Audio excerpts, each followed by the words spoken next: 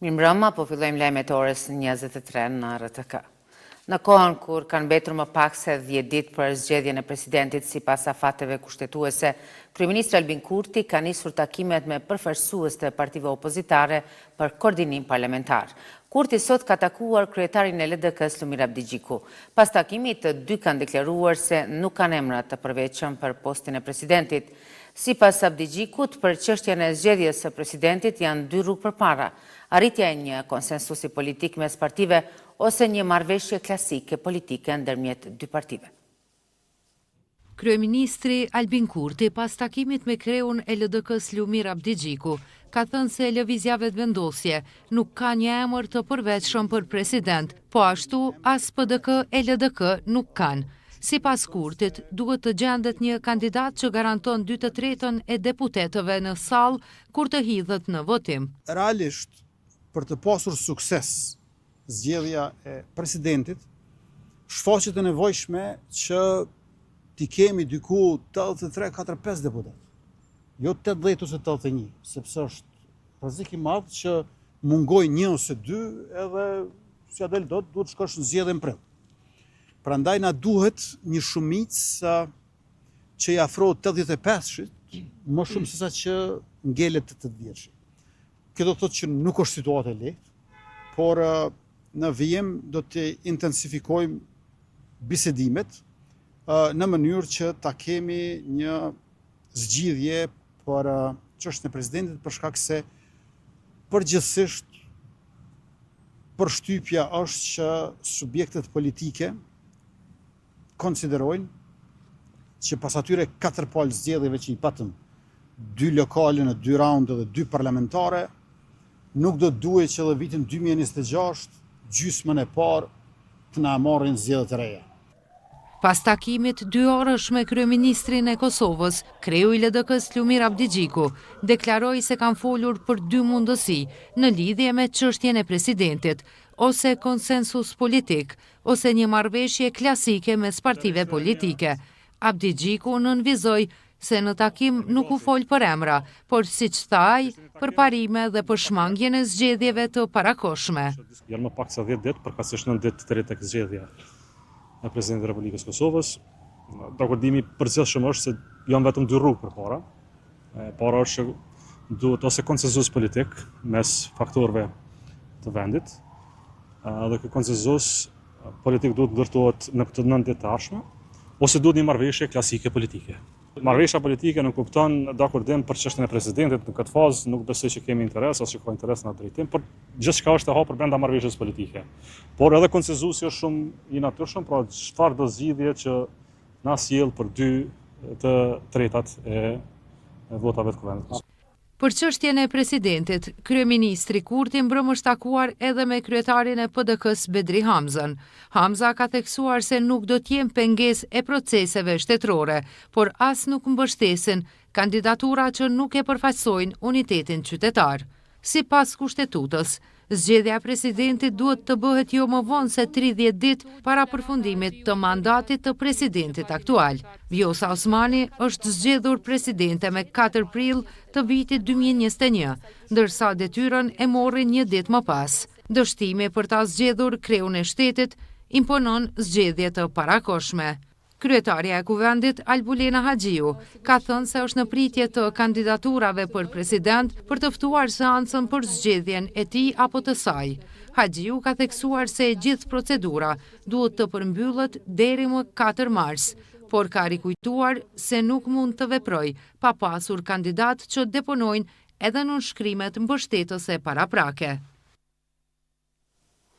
Për çështjen e presidentit dhe zhvillimet e tjera politike në vend, kanë diskutuar në një takim edhe kryetaria e kuvendit Albulena Haxhiu dhe ambasadori i Britanisë së Madhe Jonathan Hargreaves. Ambasadori britanik ka bërë të ditur se ka uruar Haxhiun për zgjedhjen e saj. Ai shkruan se ka përshëndetur progresin e shpejtë që ka bërë kuvendi në miratimin e marrëveshjeve ndërkombëtare dhe buxhetin e vitit 2026. Gjithashtu thot se diskutuan edhe për zgjedhjen e presidentit. Me ambasadorin britanik është takuar edhe kryeministri Albin Kurti. Në takimin e parë pas formimit të qeverisë së re, ambasadori Hargreaves e uroi kryeministrin Kurti për mandatin e ri, ndërsa diskutuan për thellimin e bashkëpunimit në projekte të përbashkëta. Ndërkohë, Ministri i Punëve të Jashtme Glauko Njufca ka takuar përfaqësuesin special të Bashkimit Evropian për dialogun Kosovë-Serbi Peter Sorensen. Në njoftimin e ministrisë thuhet se gjatë takimit, Konjufca informoi Sorensenin se procesi i dialogut tashmë do të jetë në udhëheqjen e Ministrisë së Punëve të Jashtme. Në takim u diskutua momentumi aktual në të cilin ndodhet dialogu, si dhe u shkëmbyen pikpamje mbi çështjen dhe parimet e nevojshme për të siguruar një proces më efektiv dhe të qëndrueshëm. Konjufca theksoi se Kosova mbetet e përkushtuar që dialogun ta shohë si një mundësi për përmirësimin e marrëdhënieve fqinjësore me Serbinë si dy shtete sovrane në rrugën drejt integrimit evropian. Sorensen ka takuar edhe kryeministrin Kurti, me cilin ka diskutuar për zhvillimet e fundit në vend, sundim të ligjit, procesin e dialogut të ndërmjetësuar nga Bashkimi Evropian dhe përparimin e Kosovës në procesin e integrimit. E derisa liderët institucionale partijak po përpiqen të gjejnë zgjidhje për çështjen e zgjedhjes së presidentit, Kosova pritet të marrë pjesë në misionin ndërkombëtar për stabilizimin e Gazës përmes angazhimit të Forcës së Sigurisë së Kosovës si hap strategjik për afirmimin ndërkombëtar të vendit. Trupat e FSK-s do të shërbejnë për krah forcave të shteteve partnere në një operacion që synon ofrimin e paqes dhe sigurisë. Njohes të fushës së mbrojtjes e vlerësojnë këtë si një zhvillim të rëndësishëm për avancimin e kapaciteteve profesionale të FSK-s dhe forcimin e bashkëpunimit me aleatët ndërkombëtar. Çdo ditë më shumë Kosova po dëshmon nga dëshmërinë e saj për të kontribuar në ruajtjen e paqes dhe të sigurisë globale. Republika tashmë përmes forcës së sigurisë do ta tregojë potencialin e ofrimin e paqes si pjesë e forcës ndërkombëtare për stabilizimin e Gazës. Ende nuk dihet se në cilën zonë do të dislokohen trupat e FSK-s. Por ajo që dihet është se ato do të shërbejnë krah trupave të shteteve të para si Shqipëria, Indonezia, Kazakistani dhe Maroku. Për ish ushtarak kjo po vlerësohet arritje jashtëzakonshme për Kosovën. Madje ish komandanti i FSK-s Kadri Kastrati tregon edhe për besueshmërinë e SHBA-s ndaj ushtrisë së vendit. Do të jetë një arritje shumë e madhe në shumë dimensione. Në rend por që fiton një eksperiencë për herë të parë që merr pjesë në një forcë stabilizuese siç do të jetë kjo forcë në Gaza. Numër 2 do të fitojë një eksperiencë që me shtetet anëtare të NATO-s, me Shtetet e Bashkuara të Amerikës do të përafrohet me standardet dhe me procedurat që ata i përdorin në operacione të tilla. Duke parë përgatitjet profesionale të pjesëtarëve të FSK-s, Kastrati ka treguar se në cilat fusha pjesëtarët e forcës së sigurisë mund të japin kontributin e tyre. Unë mendoj që kemi kapacitete dhe jemi lider në rajon në fushën e deminimit, sepse atje janë shprehur shumë bomba, shumë raketa, kanë mbetur edhe pa eksploduar, është rrezik potencial edhe për gjithat inxhinieri, makineri që do të merr pjesë atje në pastrimin dhe ndërtimin e atij vendit, po edhe për qytetarët dhe banorët atjeshëm. Edhe drejtori i Institutit për Studime të Luftës Hibride Oktopus Arben Fetoshi thotë se FSK-ja ka dëshmuar në vazhdimsi aftësinë profesionale për të ofruar paqe në botë. Në çfarëdo kapaciteti që vlerësohet se duhet të angazhohen trupat e FSK-s, unë jam i bindur që Kosova e ka dëshmuar vullnetin nga dëshmërinë dhe profesionalizmin e forcave të saj për kontribut në misione paqësore kudo në botë. Ndërkohë në një përgjigje para disa ditësh për ATK-n, Ministria e Mbrojtjes tha se përmes këtij angazhimi, Kosova synon të jap kontribut të përgjegjshëm dhe domethënës në përpjekjet për stabilizim dhe ndërtim të qëndrueshëm të paqes. Ministria e Mbrojtjes ka reaguar ndaj pretendimeve se përfaqësuesit e organizatave të dalë nga lufta e UÇK-s nuk janë përfshirë në Këshillin Organizativ për shënimin e 28 vjetorit të epopesë së UÇK-s.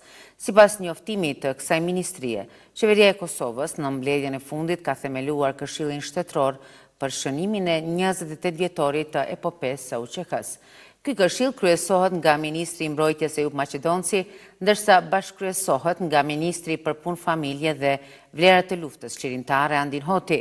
Ministria bën të ditur se sot është dërguar ftesë zyrtare për përfaqësuesit të OVL-UÇK-s për pjesëmarrje në Këshillin Shtetëror, ndërsa takimi iniciues i këtij mekanizmi do të mbahet nesër në orën 13. Ministria e Mbrojtjes thekson se 28 vjetori e epopesë së UÇK-s do të shënohet në frymën e unitetit, respektit dhe mirënjohjes për sakrificën e dëshmorëve dhe kontributin e të gjithë pjesëtarëve të ushtrisë çlirimtare të Kosovës. Ndërkaq, OVL UÇK-s në reagimin e saj ka thënë se kategoritë e dalë nga lufta nuk janë vartës të asnjë ministrie dhe nuk mund të trajtohen me gjuhë urdhruese për një ngjarje që buron nga vetë sakrifica e tyre. Ky nuk është përfaqësim real, por formal dhe i vonuar. Përrjedhoi, OVL UÇK-s nuk do të marrë pjesë në këtë grup punues, thuhet në reagim. Vazhdojmë me ngjarjet e ditës. Kosova po ballafaqohet me procesin gjyqësor që po zhvillohet në Hagë ndaj ish-krerëve të UÇK-s e që tashmë po i afrohet fazës vendimarrëse. Pas një gjykimi të gjatë dhe kompleks, ekipi mbrojtjes është shprehur optimist për një epilog pozitiv, duke theksuar se prokuroria ka dështuar të argumentojë akuzat me prova bindëse. Kjo prokurori në vend që të heqë rane zezë. Pas përmbylljes së deklarimeve përfundimtare në rastin ndaj Thaçit dhe të tjerëve, avokati Skënder Musa deklaroi se gjatë procesit janë paraqitur prova kundërthënëse dhe se sipas tij mungojnë prova materiale që do të mbështesin akuzat. Ai theksoi se në gjuhën juridike bëhet fjalë për mungesë të provave thelbësisht të mbështetshme dhe se dëshmitë e paraqitura nuk kanë vërtetuar elemente të veprës penale, andaj u shpreh optimist që vendimi do të jetë pozitiv. Pas analizimit krejt këtyre propozimeve dhe provave që janë të shkruara dhe të incizuara përmes video kamerave dhe incizimeve që bëhen gjatë seancave edhe të mbledhura në terren, trupi gjykues do të vendosë, besoj që vendimi ka me të qenë lirues. Të pa parasysh këtë gjendje, mirë po asnjëherë nuk mund paragjikohet çështja e vendimeve. Musa thot se kërkesa e prokurorisë për dënim prej 45 vjetësh burgim është në kundërshtim me Kodin Penal të Kosovës, derisa foli për rëndësinë që ka një vendim lirues për ish-krerët e UÇK-s, por edhe për pasojat e një vendimi tjetër. Mirë po është tepër e rëndësishme për vendin që vendimi të jetë lirues këtë çështje për shkak se pastrohet në tërësi lufta e ushtrisë shqiptare të Kosovës, lufta e popullit të Kosovës dhe rruga e shpalljes pavarësisë të Kosovës. Pasojat në radhë parë do të jenë të larta për shkak se diplomacia serbe dhe ruse dhe vendet aleate të tyre, Kina dhe vendet jo demokratike të botës do të lëbojnë shumë për me pengu Kosovën në antarësu në organizata ndërkombëtare OKB dhe kështu me radhë. Do të lëbojnë për shënjojet. Ndërkohë, avokati i Thaçit, Luka Mishetić, pas përfundimit të deklarimeve përfundimtare, është shprehur optimist për një rezultat pozitiv. Ai deklaroi se pas argumenteve të dëgjuara nga të dyja palët, vendimi përfundimtar mbetet në dorën e trupit gjykues. Ndaj ish-presidentit Hashim Thaçi, më 27 shkurt, nis një proces i ri gjyqësor për pengim të drejtësisë. Rasti zhvillohet paralelisht me gjykimin për krime të pretenduara e lufte, por në aspektin procedural trajtohet si çështje e veçantë. Në këtë rast, përveç tij të akuzuar janë edhe Bashkim Smaka, Isni Kilaj, Fadil Fazliu dhe Hajredin Kuçi.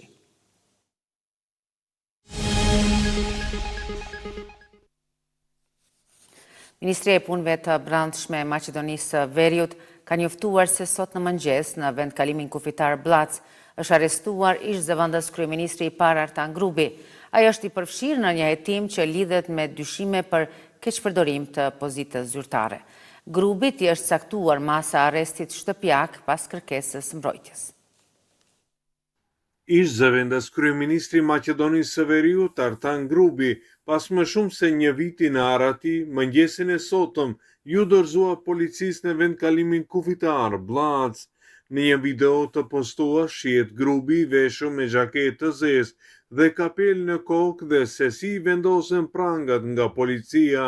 Ministria e Brendshme njoftoi se Grubi u privua nga liria në orën 6:10 në hyrje të shtetit dhe se po kërkoi me një urdhër ndërkombëtar për hetim të një krimi. Grupit i është saktuar masa e paraburgimit prej 30 ditësh dhe është vendosur në qendrën e paraburgimit në Shut. Pas dita ju morë në pyetje nga prokurori publik. Grupi dyshohet për përvesim të parave në lotarinë shtetërore të Maqedonisë së Veriut. Sipas autoriteteve janë shkaktuar dëm e buxhetit të shtetit mbi 8 milion euro. Nga Bashkimi Demokratik për Integrim thonë se e vlerësojnë pozitivisht vendimin e Artan Grupit për të kthyer në vend, ndërkaq kërkojnë që të krijohet mundësi për një proces transparent dhe të paanshëm. Koalicioni vlen përmes një reagim me shkrim ka thënë se kutia e qeverisjes së BDI-s më në fund është dorëzuar.